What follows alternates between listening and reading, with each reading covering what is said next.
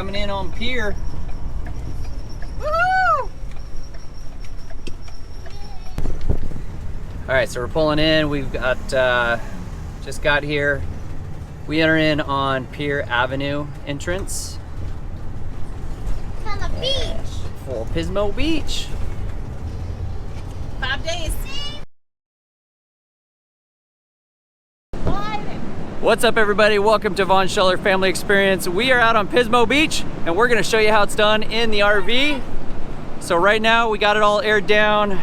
Tire gauge, gotta have a tire gauge. The other cool thing is these cool little deflators right here. You just spin them on and they go down to whatever pressure you set them at. So I didn't go all the way down. Usually I go down to about 25, but we've got to cross the creek here and I'm afraid it's gonna be a little bouncy. So we're gonna leave a little bit more air pressure in than we normally do, so I don't bounce and blow a bead. So I'm gonna go out here and check it out. We're gonna time it with the surf out. Normally though, with a truck, you want to go down to like 15 psi on a truck. Trailers, I don't like to go below 20 because it'll pop a bead. So we're kind of in a hurry. I was gonna do more video, but the tide's coming in. It's getting dark. We got to get across this creek. All right, we just got across the creek. Melissa forgot to hit record. So, in my defense, I asked if it was on. Yes, the GoPro's on. Recording? No, but I gotta pay attention to the beach now because we're cruising down. We're gonna go all the way down to like 5 or 6 where the beach is a little steeper. We've got some 6+ tides coming in plus storm surge. So down around 3 and 4, the beach is really shallow and not very steep, so the storm surge and the tides can come up really high all the way up to the posts. So we're gonna go farther down because we don't want to houseboat our RV. The storm surge is pushing this tide that's coming in right now pretty good. So we are at marker 4. We got across the creek, no problem. I just went out a little bit more out to sea towards or below the shelf that was out there and got across it, no problem. We're aired down to about 25 psi all the way around. Normally I go a little bit lower, but we did pretty good with that.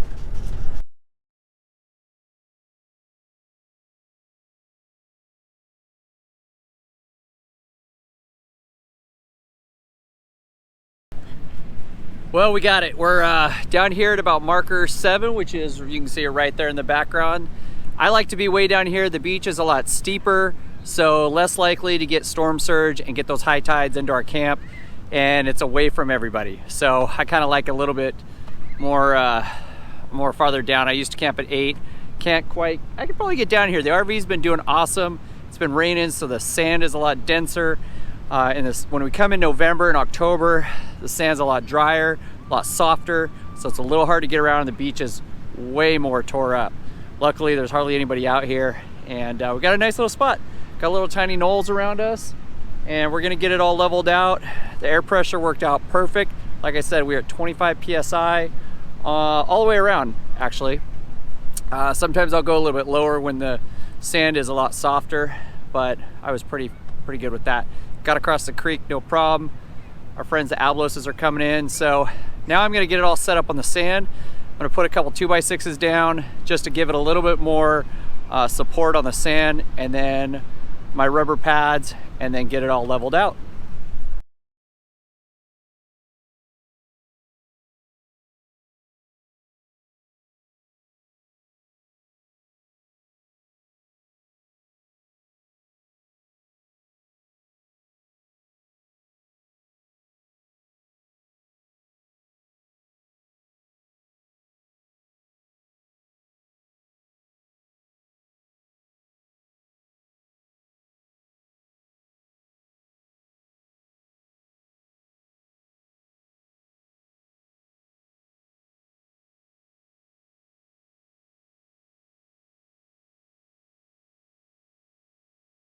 Got the RV all leveled up.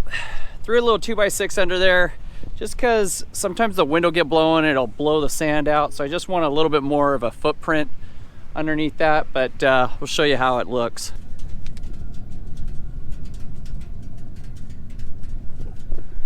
So we got it all leveled out, and we're getting the slides out now.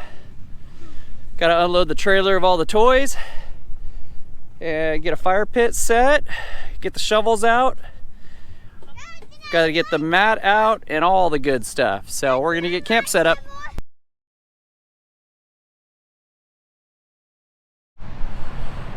So we're down here at Pismo. You saw us come in the RV and that little fun adventure. It wasn't too bad though. So a couple other key things that we like to do down here, or like we like to bring, is tow strap, shackles, shovel, some 2x6s, just like some 2x6s cut in about 10-inch lengths. Bottle jack is always nice. You blow a bead or anything like that, you can jack it up real easy with a bottle jack. Tow strap, a recovery strap. Those are all real good. The shackles that I use, you can use the big metal shackles, but if one of those breaks, I've seen them taco a tailgate, I've seen them go through a windshield. So I've got some rope shackles. They're really nice. Everything that I'm talking about you can find in the description below on Amazon, so click on those links. But we made it in, we got the RVs all set. Pismo Beach, California, awesome place to come and camp. I mean, where else can you come and camp on the beach, take your toys, ride in the sand, whether you got quads, dirt bikes, sand rails, side-by-sides. We do a little jet skiing, so we do a lot of surf riding out in the ocean. Got some videos on that as well. But we love this place. It's just so awesome. It's a little work to get in, it's a little work to get out. So if you're used to just pulling in, hooking up to full hookups, this is not your place. If you don't like quads, dirt bikes, and motorsports, OHV stuff, this is not your place. We come in the winter, it's a little slower, less wind, although it's a little windy right now. But that's just our preferred time of year. The surf is a little bigger, and it's gonna be a beautiful weekend. Should be about 65, 70 degrees this weekend. When it is windy, it's nice to have a little wind dam. So as you can see right here, this is our little wind dam for the wind that's blowing underneath the trailer, because typically it's an offshore breeze. Normally at nighttime, it switches directions and it goes to an onshore breeze, so it's blowing out towards the ocean. Today it's blowing from the ocean, and that's pretty typical of down here. But normally, believe it or not, it's windier in the summer than it is in the winter, unless you got a storm going on, of course. We just finished up with a big storm this last week, and the storm surge, surf's still pretty big. We're gonna hopefully get out there tomorrow and do some riding. Well, we had one heck of a windy night last night, probably the windiest it's ever been for us down here, huh? It was shaking that motor on, wasn't it, bud? Yeah. So, a couple of things to do for wind. I mean, we put everything under. You get the blow sand really bad, and the sand just swirls around and gets up into everything. So we're pretty dusted out with sand, but we did try out our new wind blocker for around the bottom edge of the RV and the trailer. Everybody does this different. I've seen guys do plywood up against their rigs. I've seen tarps. This was a small little kit that we got on Amazon that I just wanted to try it out. You're gonna need a sledgehammer, of course, to pound it in. I've already started rolling it up.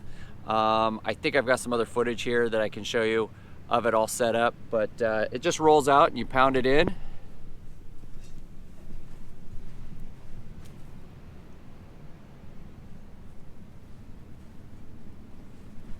Such thing as film nowadays. Got the mad scientist Mark's Watercraft gonna head out in his truck that's all aired up. Normally that's not recommended to air it before you head it. I was foolish. I pre-aired before I got underway, so.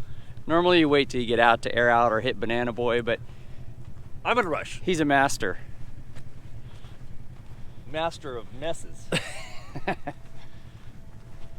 And watch, I'll forget to drop off my trash there.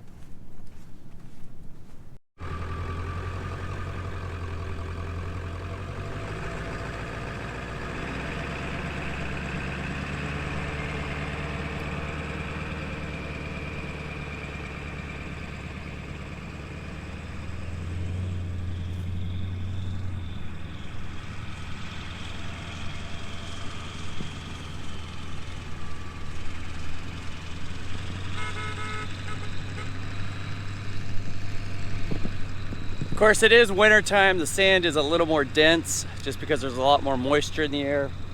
So it's a little easier to get around out here. That's another reason I like it. When we come in October, November, it's much drier, much softer, and a lot easier to get stuck out here. So I'm gonna get the rest of the rig all loaded up here so we can head out. All right, so we're getting ready to head out with the Class C RV right here. We're down on marker 7. I normally do not recommend people trying to get this far down. It's much more difficult, although 4 in the wintertime is where 4 is where a lot of people go, but 4 is also a little bit lower beach. So if you camp too close to the water, you'll get a storm surge or a high tide and could get flooded out. All of our friends left already. My buddy Mark, he said it was a little difficult. It's 11:45, high tide. It's 11:45 a.m. High tide was at 9:20. Low tide isn't until 4 p.m. Normally I try to come out right around low tide, but we're gonna maybe kind of start inching our way down, or at least get out. Just be smart about it, not stop on a hill, always be pointing kind of, you know, on a knoll or on some hardpack, and just see how we do. So here we go. It's never easy. All right, so we made it out. No problem, actually. It was pretty easy, but the sand was a little soft. So I did not air up at the Banana Boy Bear Station because we had to go on the high road of the sand and it gets real soft. So I'm using my compressor out here on the road. There's a nice little spot on Pier Avenue here where you can pull over and air up. So I've got a DeWalt air compressor that I carry with me. It works out great. Takes a little longer than at the air station because he's got a lot bigger compressor, but getting them all filled up. So you want to have that DeWalt compressor, click on the link in the description. Also, don't run it off an extension cord. Run the compressor as close to your generator as you can and get like a 50-foot air hose. Compressors just, they draw a lot of power, especially that initial startup. It surges, so you want to have, if you do have an extension cable, have a 12 gauge cable. But I run it right close to the generator, 50-foot hose, I can reach everything. And then you also want to have a good inflator. So the inflator that I use, it clips onto the valve stem, has the gauge. I also have separate air gauges to check air pressure as well. But you always want to be able to clip it on, because sitting here to hold a air chuck on all the way up to 60, 70, 80 PSI, your hand just gets tired. So just clipping it on makes it a lot easy. And we're just about, I got 10 tires that I have to inflate. So it takes a little while to do it, but it's all part of the fun coming out here to Pismo.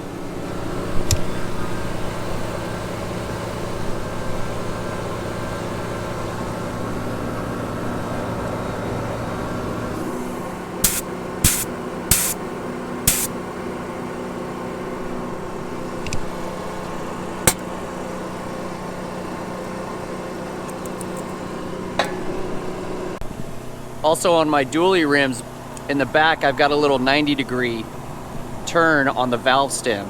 Makes it a little easier to get to. In my other video, you can see I talk about these. Real handy to have on these dualies. It's a little kit you can get on Amazon. Link is in the description, but makes it a lot easier for inflating these tires.